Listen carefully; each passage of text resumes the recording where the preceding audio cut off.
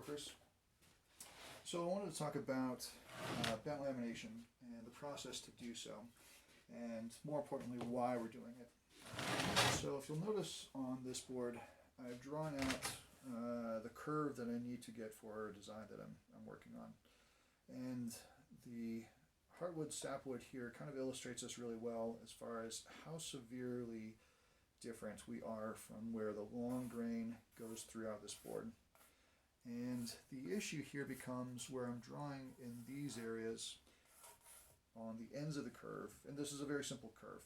If it's more severe, then the issue gets expanded exponentially. So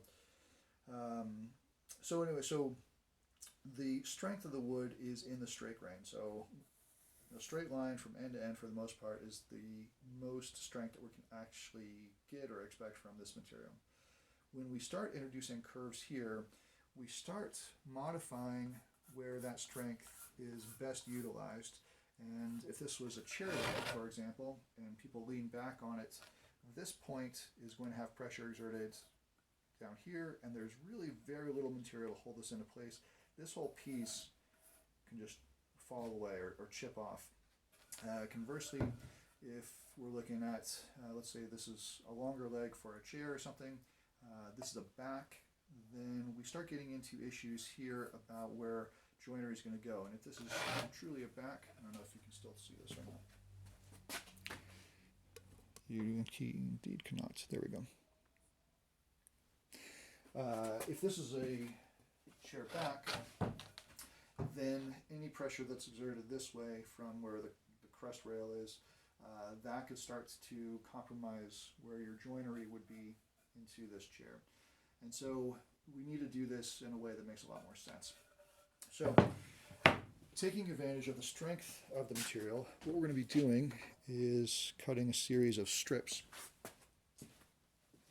that are thin enough to bend. We can do all kinds of different shapes and twistings here. The thickness of that material is going to be hypercritical to make sure that we have enough give to do what it is we need to do. The thicker this material is, it has a bit more resistance to any new shape. You think about how the tree formed and how all of these fibers have been locked together. Everything you're going to do to this with this one simple motion is going to counteract or compromise what it already knows. And anyway, so we need to create material that's thin enough that we can kind of outsmart the material a little bit.